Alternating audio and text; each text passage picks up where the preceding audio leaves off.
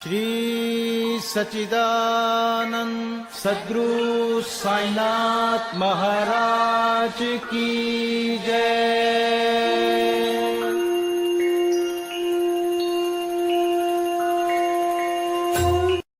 साईं जी की उदी हर रोग मिटा देती है, ना उम्मीदी में भी उम्मीद जगा देती है।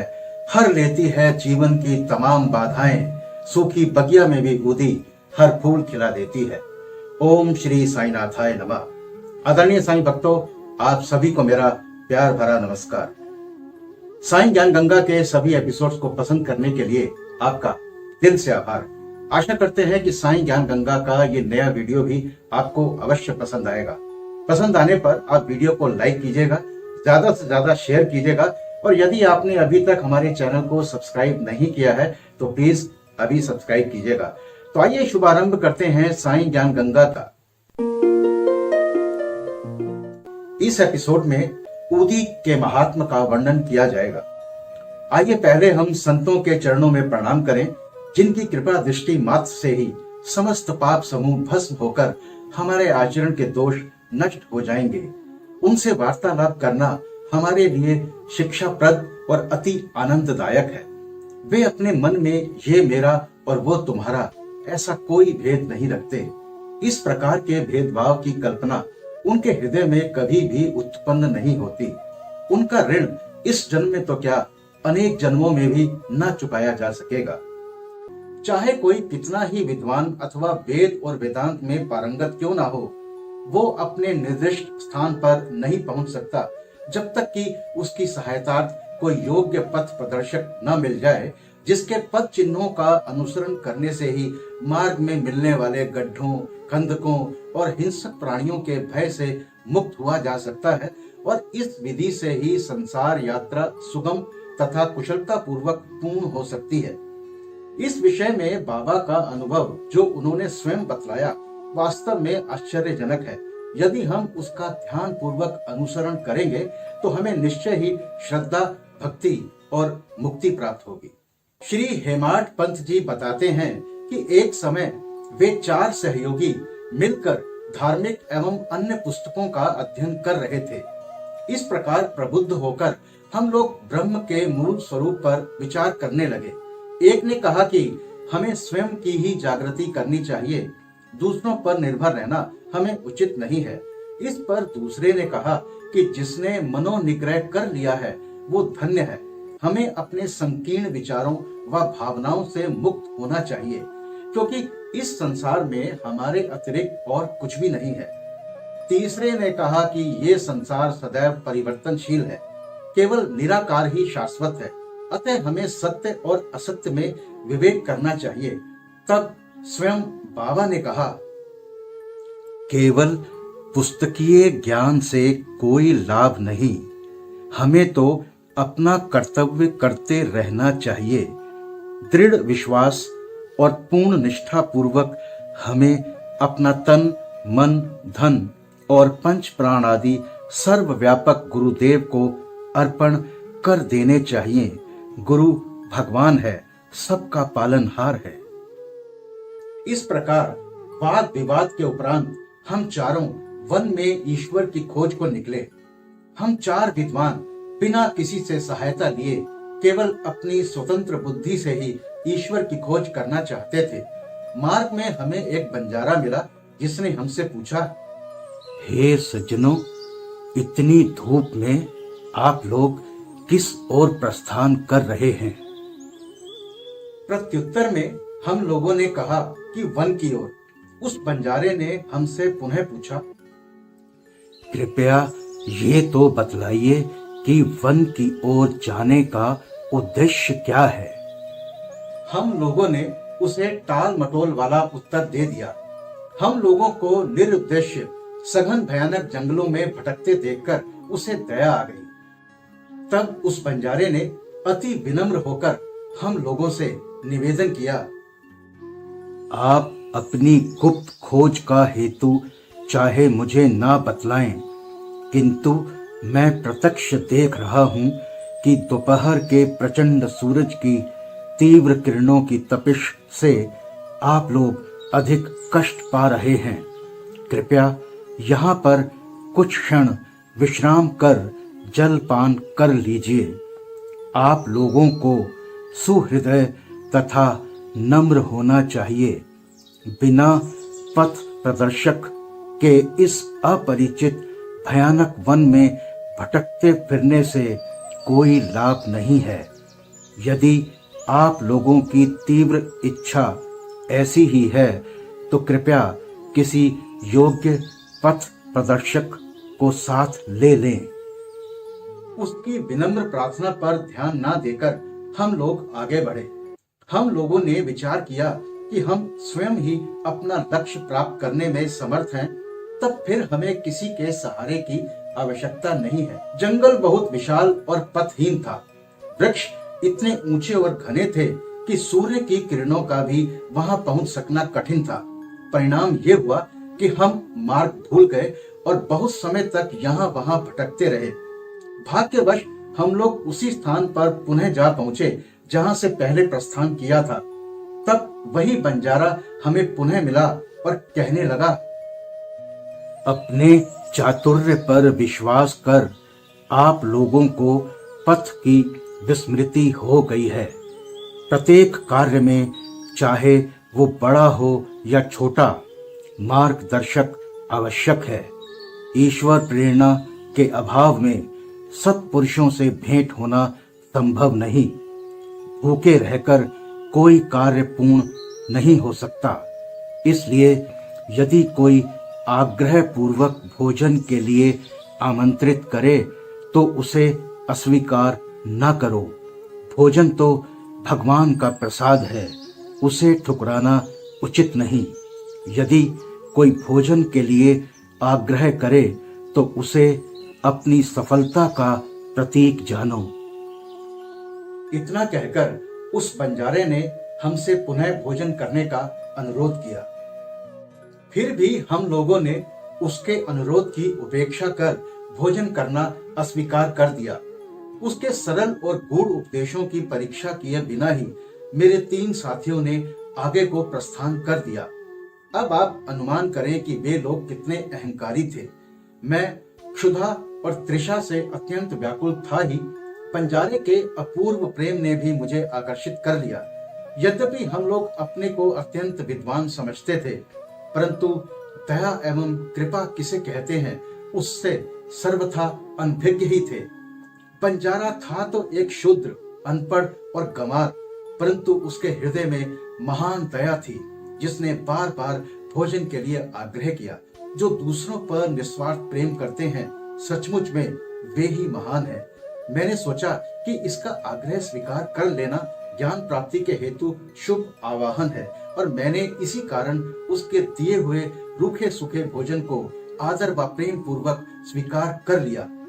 अब बात उपवास और श्रीमती गोखले की। बाबा ने स्वयं कभी उपवास नहीं किया और ना ही उन्होंने दूसरों को करने दिया। उपवास करने वालों का मन कभी शांत नहीं रहता, तब उन्हें परमार्थ की प्राप्ति कैसे संभव है? प्रथम आत्मा की तृप्ति होना आवश्यक है। भूखे रहकर ईश्वर की प्राप्ति नहीं हो सकती। यदि शरीर में कुछ अन्न की ऊर्जा ना हो तो हम कौन सी आंख से ईश्वर को देखेंगे, किस जिह्वा से उनकी महानता का वर्णन करेंगे और किन कानों से उनका श्रवण करेंगे? सारांश ये है कि जब समस्त इंद्रियों को यथेष्ट खुराक व शांति मिलती है तथा जब वे बलिष्ठ रहती हैं, तब ही हम भक्ति और ईश्वर प्राप्ति की अन्य साधनाएं कर सकते हैं। इसलिए ना तो हमें उपवास करना चाहिए और ना ही अधिक भोजन। भोजन में संयम रखना शरीर और मन दोनों के लिए उत्तम है। श्री साईं बाबा की एक भक्त श्रीमती काशीबाई कानेटकर से परिचय पत्र लेकर श्रीमती गोखले दादा केलकर के पास शिरडी आईं। वे ये दृढ़ निश्चय करके आई थीं कि बाबा के श्री चरणों में बैठकर 3 दिन उपवास करूंगी। उनके शिरडी पहुंचने के एक दिन पूर्व ही बाबा ने दादा केलकर से कहा, मैं होली के दिनों में अपने बच्चों को भूखा नहीं देख सकता हूँ। यदि उन्हें भूखे रहना पड़ा तो मेरे यहाँ होने का लाभ ही क्या है? दूसरे दिन वो महिला जब दादा केलकर के साथ द्वारका माई में बाबा के पास जाकर बैठी तो बाबा ने कहा, उपवास की आवश्यकता ही क्या है। दादा भट्ट के घर जाकर पूरन पोली तैयार करो, अपने बच्चों को खिलाओ और स्वयं भी खाओ। वे होली के दिन थे और उस समय श्रीमती केलकर मासिक धर्म से थी। दादा भट्ट के घर में रसोई बनाने के लिए कोई न था, इसलिए बाबा की युक्ति बड़ी सामयिक थी। श्रीमती गोखले ने दादा भट्ट के घर जाकर भोजन तैयार किया और दूसरों को भोजन कराकर स्वयं भी खाया। कितनी सुंदर कथा है और कितनी सुंदर उसकी शिक्षा। अब बात बाबा के सरकार की। बाबा ने अपने बचपन की कहानी का इस प्रकार वर्णन किया। जब मैं छोटा था तब जीविका उपार्जन के लिए मैं बीड गांव आया। वहां मुझे जरी का काम मिल गया और मैं पूर्ण लगन व उम्मीद से अपना काम करने लगा। मेरा काम देखकर सेठ बहुत ही प्रसन्न हुआ। मेरे साथ 3 लड़के और भी काम करते थे। पहले का काम 50 रुपए का, दूसरे का 100 रुपए का और तीसरे का 150 रुपए का हुआ। मेरा काम उन तीनों से दुगना हो गया।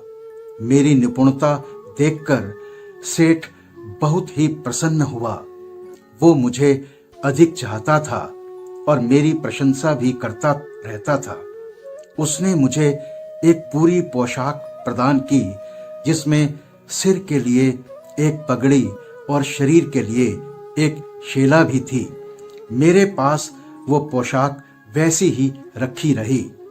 मैंने सोचा कि जो कुछ मनुष्य निर्मित है वो नाशवान और अपूर्ण है, परंतु जो कुछ मेरे सरकार द्वारा प्राप्त होगा वही अंत तक रहेगा।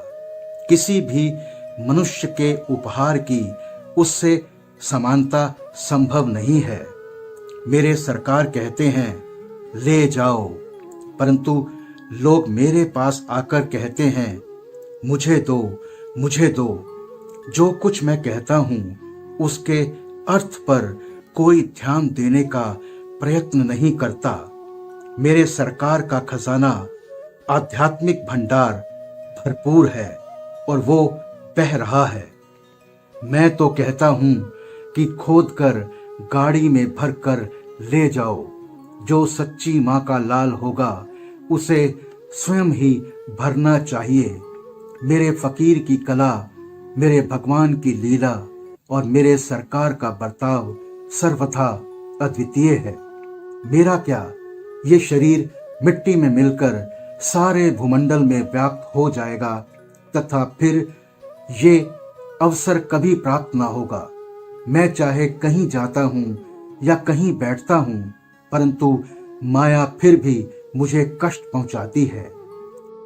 इतना होने पर भी मैं अपने भक्तों के कल्याणार्थ सदैव उत्सुक ही रहता हूँ। जो कुछ भी कोई करता है एक दिन उसका फल उसको अवश्य प्राप्त होगा और जो मेरे इन वचनों को याद रखेगा उसे मौलिक आनंद की प्राप्ति होगी। ये सर्वविदित है कि बाबा सबसे दक्षिणा लिया करते थे तथा उस धनराशि में से दान करने के पश्चात जो कुछ भी शेष बचता उससे वे ईंधन मोल लेकर सदैव धूनी प्रज्वलित रखते थे। इसी धूनी की भस्म ही ऊदी कहलाती है। भक्तों के शिरडी से प्रस्थान करते समय ये भस्म मुक्त हस्त से उन सभी को वितरित कर दी जाती थी और आज भी ऐसा किया जा रहा है। इस ऊदी से बाबा हमें क्या शिक्षा देते हैं? ऊदी वितरण कर बाबा हमें शिक्षा देते हैं कि इस अंगारे के समान गोचर होने वाले ब्रह्मांड का प्रतिबिंब भस्म के ही समान है। हमारा तन भी ईंधन सदृश ही है, अर्थात पंचभूतादि से निर्मित है, जो कि सांसारिक भोग आदि के उपरांत विनाश को प्राप्त होकर भस्म के रूप में परिणत हो जाएगा। भक्तों को इस बात की याद दिलाने के हेतु ही कि अंत में ये देह भस्म सदृश होने वाला है, बाबा ऊदी वितरण किया करते थे। बाबा इस ऊदी के द्वारा एक और भी शिक्षा प्रदान करते हैं कि इस संसार में ब्रह्म ही सत्य और जगत मिथ्या है। हम जगत में अकेले आए हैं और अकेले ही जाएंगे। पूर्व में यह देखने में आ चुका है और अभी भी अनुभव किया जा रहा है कि इस ऊदी ने अनेक शारीरिक और मानसिक रोगियों को स्वास्थ्य प्रदान किया है। यथार्थ में बाबा तो भक्तों को दक्षिणा और ऊदी द्वारा सत्य और असत्य में विवेक तथा असत्य के त्याग का सिद्धांत समझाना चाहते थे। इस ऊदी से वैराग्य और दक्षिणा से त्याग की शिक्षा मिलती है। इन दोनों के अभाव में इस माया रूपी भव सागर को पार करना कठिन है। इसलिए बाबा दूसरे के भोग स्वयं भोग कर दक्षिणा स्वीकार कर लिया करते थे। जब भक्तगण विदा लेते तब वे प्रसाद के रूप में ऊदी देकर कुछ उनके मस्तक पर लगाकर अपना वरद हस्त उनके मस्तक पर रखते थे। जब बाबा प्रसन्न चित्त होते तब वे प्रेम पूर्वक गीत गाया करते थे। ऐसा ही एक भजन ऊदी के संबंध में भी है। भजन के बोल हैं, रमते राम आओ जी आओ जी आओ जी, उदिया की गोनिया लाओ जी लाओ जी लाओ जी। इसका भावार्थ है कि प्रभु का नाम जपते हुए मेरे पास आओ और अपने तमाम दुख तकलीफें मुझे दे जाओ। और वास्तव में आज भी बाबा अपना ये वचन निभा रहे हैं। रमते राम आओ जी आओ जी आओ जी, उदिया की गोनिया लाओ जे लाओ जे लाओ जी। रमते राम आओ जी आओ जी आओ जी, उदिया की गोनिया लाओ जी लाओ जी लाओ जी। ये सब तो ऊदी के आध्यात्मिक प्रभाव के संबंध में हुआ, परंतु उसमें भौतिक प्रभाव भी था, जिससे भक्तों को स्वास्थ्य, समृद्धि, चिंता मुक्ति एवं अनेक सांसारिक लाभ प्राप्त हुए। इसलिए ऊदी हमें आध्यात्मिक और सांसारिक लाभ पहुंचाती है। अब हम ऊदी की कथाएं प्रारंभ करते हैं। ऊदी भस्म का रूप नहीं, भस्म होए संसार, भक्त ध्यान नित राखिए है, नश्वर देह असार, नश्वर देह असार। माया त्याग विवेक रखी, करी सत्संग विचार, जग आयो नहीं साथ को, जाई न साथ तुम्हार, जाई न साथ तुम्हार। साई ओम साई ओम साई ओम साई ओम। ओम साई श्री साई जय जय साई, ओम साई श्री साई जय जय साई, ओम साई श्री साई जय जय साई, ओम साई श्री साई जय जय साई, ओम साई श्री साई जय जय साई, ओम साई श्री साई जय जय साई। इस अध्याय में अब कथा बिच्छू के डंक की। नासिक के श्री नारायण मोतीराम जानी बाबा के परम भक्त थे। वे बाबा के अन्य भक्त रामचंद्र वामन मोडक के अधीन काम करते थे। एक बार वे अपनी माता के साथ शिरडी गए तथा बाबा के दर्शन का लाभ उठाया। तब बाबा ने उनकी माँ से कहा, अब तुम्हारे पुत्र को नौकरी छोड़कर स्वतंत्र व्यवसाय करना चाहिए। कुछ दिनों में बाबा के वचन सत्य निकले। नारायण जानी ने नौकरी छोड़कर एक उपहार गृह आनंद आश्रम चलाना प्रारंभ कर दिया, जो अच्छी तरह चलने लगा। एक बार नारायण राव के एक मित्र को बिच्छू ने काट खाया, जिससे उसे असहनीय पीड़ा होने लगी। ऐसी मान्यता है कि ऊदी इसका रामबाण इलाज है, जिसे काटने के स्थान पर लगाने से आराम मिलता है। नारायण ने ऊदी खोजी, परंतु कहीं ना मिल सकी। उन्होंने बाबा के चित्र के समक्ष खड़े होकर उनसे सहायता की प्रार्थना की और उनका नाम लेते हुए उनके चित्र के सम्मुख जलती हुई अगरबत्ती में से एक चुटकी भस्म बाबा की ऊदी मानकर बिच्छू के डंक मारने के स्थान पर लेप कर दिया। वहां से उनके हाथ हटाते ही पीड़ा तुरंत मिट गई और दोनों अति प्रसन्न होकर घर को चले गए। अब कथा प्लेग की गांठ की। एक समय एक भक्त बांद्रा में था। उसे वहां पता चला कि उसकी लड़की जो दूसरे स्थान पर है प्लेग ग्रस्त है और उसे गिल्टी निकल आई है। उनके पास उस समय ऊदी नहीं थी, इसलिए उन्होंने नाना चांदोरकर के पास ऊदी भेजने के लिए सूचना भेजी। नाना साहेब ठाणे रेलवे स्टेशन के समीप ही रास्ते में थे। जब उनके पास ये सूचना पहुंची, वे अपनी पत्नी सहित कल्याण जा रहे थे। उनके पास भी उस समय ऊदी नहीं थी, इसलिए उन्होंने सड़क पर से कुछ धूल उठाई और श्री साईं बाबा का ध्यान कर उनसे सहायता की प्रार्थना की तथा उस धूल को अपनी पत्नी के मस्तक पर लगा दिया। वो भक्त खड़े खड़े ये सब देख रहा था।